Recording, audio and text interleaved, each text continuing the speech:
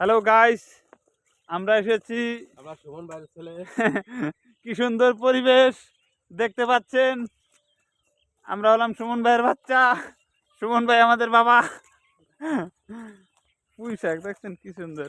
আমরা এসেছি কলাগাছা। কলাগাছা এটা হলো গিয়া আপনার পাকার মাথায়। আমরা ঘের দেখতে এসেছি আজকে। অনেক সুন্দর কিন্তু পরিবেশ আপনারা দেখতে পারবেন। আমাদের চতুর সাইডে গাছপালা, মানে আপনি যদি এখানে মানে ফরমালিন ছাড়া যদি কোনো জিনিস খেতে চান তাহলে আপনার এখানে আসতেই হবে অবশ্যই। আর এইখানে আপনি সবচাইতে ভালো পিওর জিনিস পাবেন, কোনো ভিডিও করছো তুমি? ভেজাল ছাড়া জিনিস। ঠিক আছে, আমরা এখন কোন দিকে যাব? এখান থেকে উঠি। চলেন। এবার তো আমি আর মিঠুদা এসেছি।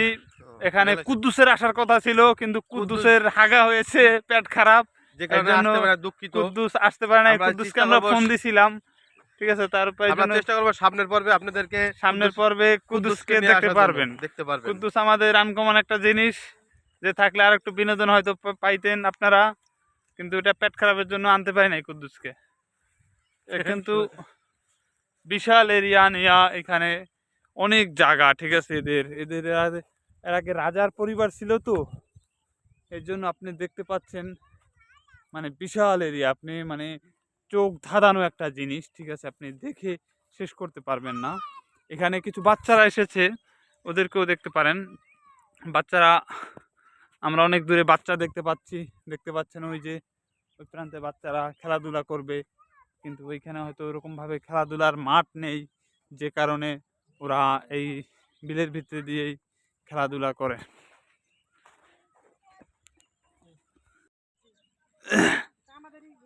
এই যে লাল শাক দেখতে পাচ্ছেন, অনেক সুন্দর সুন্দর শাক। আপনাদের কোনটা ঘের? এটা এই একটা ঘের, অনেক সুন্দর একটা ঘের।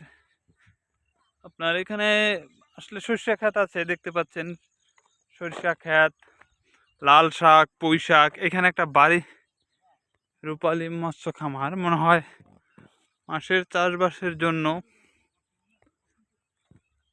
আপনার অনেক সুন্দর একটা পরিবেশ। আজকে হয়তো ওয়েদারটা খারাপ, এই জন্য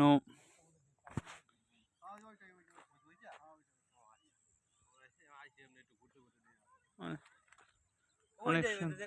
যাই হোক, এখানে মানে মাছের যে চাষবাসের জন্য যে মেন যে একটা অধিদপ্তর থাকে, সেটা কিন্তু যে পিছের যে টিনের ঘরটা দেখতেছেন, এই ঘরটা। আর এখানে আসলে ঘোরার মতো পেঁপে গাছটা যদি আপনারা দেখেন, আপনারা টাসকি খেয়ে পড়েও যেতে পারেন, ঠিক আছে। এই কারণে আপনাদের ভাবতেছে আমি দেখাবো কি দেখাবো না, তারপরও আছে যখন দেখেন।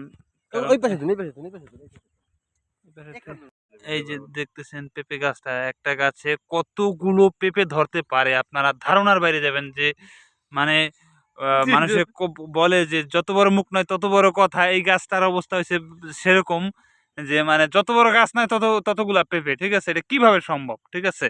এটা গাছও সম্ভব। এইটা কিন্তু এইখানে যতগুলো পেঁপে গাছ আছে, ঠিক আছে, আপনাদেরকে দেখাচ্ছি আস্তে আস্তে। আমি সবগুলো দেখাবো আজকে, কারণ হ্যালো গাইস, আজকে কিন্তু আপনাদের জন্য দেখানোর জন্যই আমরা এখানে এসেছি।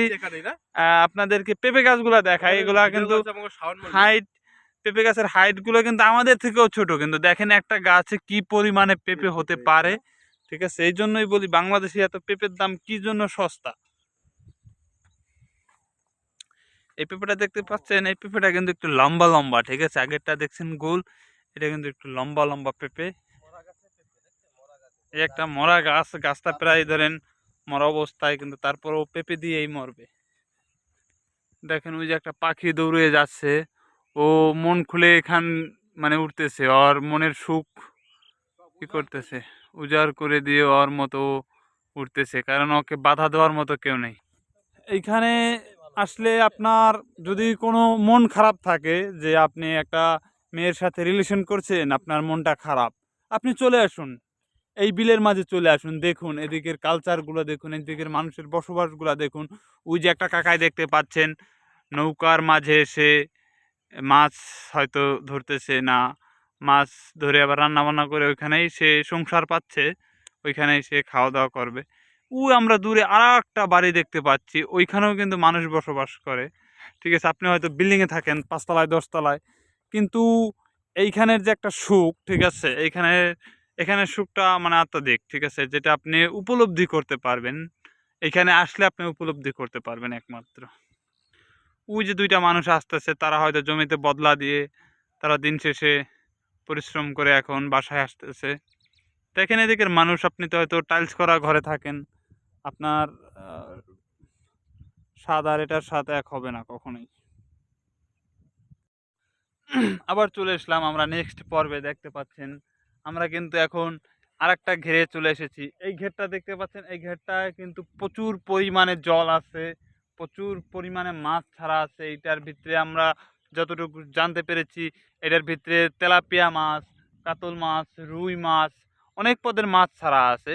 আর আমাদের এই অপোজিট সাইডের সামনের সাইডে এইখানে কিন্তু আরো বড় একটা আরেকটা ঘের আছে, ঠিক আছে।